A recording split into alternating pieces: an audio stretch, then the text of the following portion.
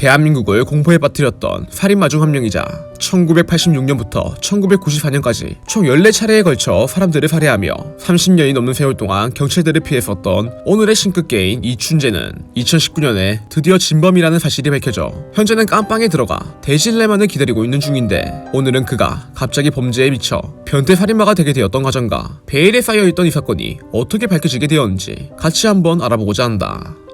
1963년 경기도의 화성에서 태어났던 이춘재는 어릴 때부터 성격이 좋고 착하기로 소문이나 마을 주민들로부터 좋은 평가를 받았다고 하는데, 누군가로부터 괴롭힘을 당하거나 학대를 받았던 흔적도 없지만 동생이 물에 빠져 죽고부터 가부장적이던 아버지가 강압적인 방식으로 그를 교육하기 시작해 이때부터 자신의 감정을 죽인 채 조용하고 내성적인 성격을 보이게 되었다고 한다.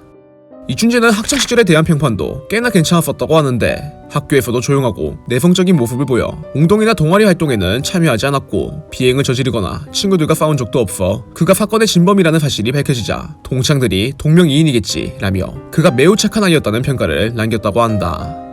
군입대를 계기로 내성적인 성격을 버리게 되었던 이춘재는 고등학교를 졸업하자마자 입대를 하여 포천에 위치한 제1기갑 여단에 들어가 전차조종수로 복무를 하게 되었는데, 이때 전차를 몰며 자신의 뒤에 사람들이 뒤따르고 있다는 사실이 생애 처음으로 주도적인 역할을 맡았다는 성취감을 느끼게 하여 이때 느꼈던 감정이 얼마나 컸던지 전차 정비를 위해 휴가를 반납할 정도로 군생활에 엄청난 열정을 보였었다고 한다.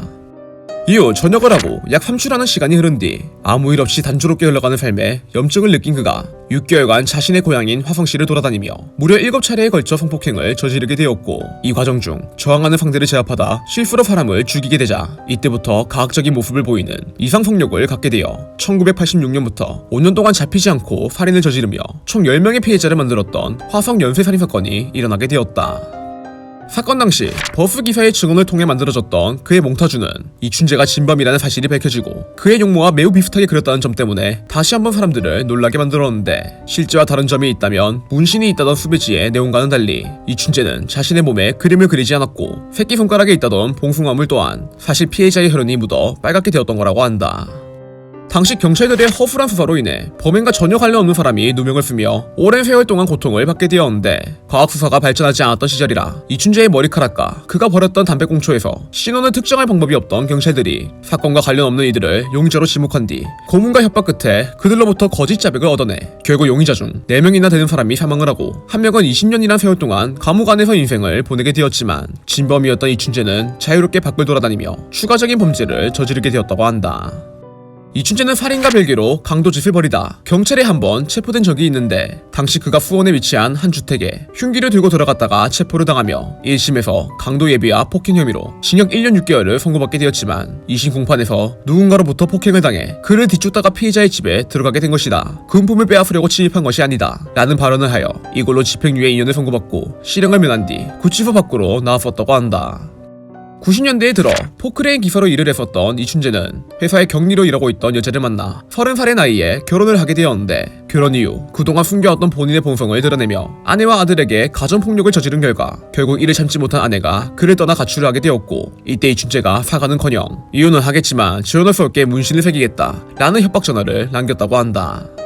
이후 아내에 대한 자신의 분노를 처제에게 풀게 되었던 이춘재는 아내의 가출 이후 처제를 집으로 불러 수면제가 들어간 음료수를 먹여 그녀를 살해하게 되었고, 이후 집 근처에 있던 철물점에 시체를 유기한 뒤 뻔뻔하게 처갓집을 찾아가 장인과 함께 실종 신고를 하며 소름 돋게 태어난 모습을 보였었다고 한다.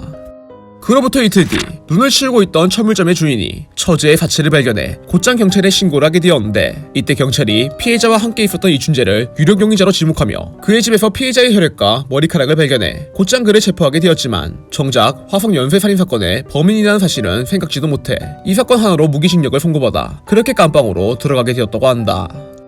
이후 그가 처음 살인을 저지르고부터 33년이라는 시간이 흐른 2019년 발전한 과학기술을 이용해 당시의 증거물을 다시 조사하고 있던 경찰들이 깜빵에서 썩어가고 있던 이춘재의 DNA를 발견하며 그가 화성살인 사건의 유력 용의자라는 발표를 하게 되었고, 이후 34건의 성폭행 및 총 14명을 죽였다는 이춘재의 자백을 받아 드디어 진범을 잡는데 성공하게 되었지만, 이미 공소시효가 만료된 상태였기 때문에 추가적인 처벌은 받지 않고 그냥 무기징역으로 여전히 감옥에 있는 상태라고 한다. 이춘재는 본인에 대해 다룬 영화 살인의 추억을 실제로 봤었다고 하는데 당시 깜빵에서 영화를 보긴 했지만 그냥 영화였을 뿐 아무 느낌도 들지 않았고 저는 그 사건에 관심을 가진 적이 없다. 사실과 다른 부분이 많아 신경 써서 보지 않았다 라며 조금도 반성하는 모습을 보이지 않았다고 한다. 이춘재는 피해자의 가족을 만나 이야기를 나눈 적이 있는데 당시 피해자를 폭행하고 죽인 이유가 뭐냐 라고 물어보자 나도 이유를 잘 모르겠고 그날 나를 만나지 않았으면 죽지 않았을 텐데 안타깝다 라는 미친 답변을 하여 더 많은 사람들을 화나게 만들었었다. 1980년대부터 90년대까지 수많은 사람들을 죽이며 영원히 밝혀지지 않을 것이라 예상되었지만 과학기술의 발전 덕분에 드디어 진범이라는 사실이 밝혀져 이제 뒤질 때까지 욕만 처먹으면 되는 오늘의 신급계인 이춘재. 당시 20년 동안 누명을 쓰셨던 분이 이춘재에게 고맙다는 말을 남겼다고 하는데 시간이란 게 돈만 가지고 해결할 수 없는 건데도 불구하고 누명을 씌웠던 형사들에겐 실질적인 처벌이 이루어지지 않아 많은 사람들이 이것에 대해 많은 비판을 하고 있다고 한다.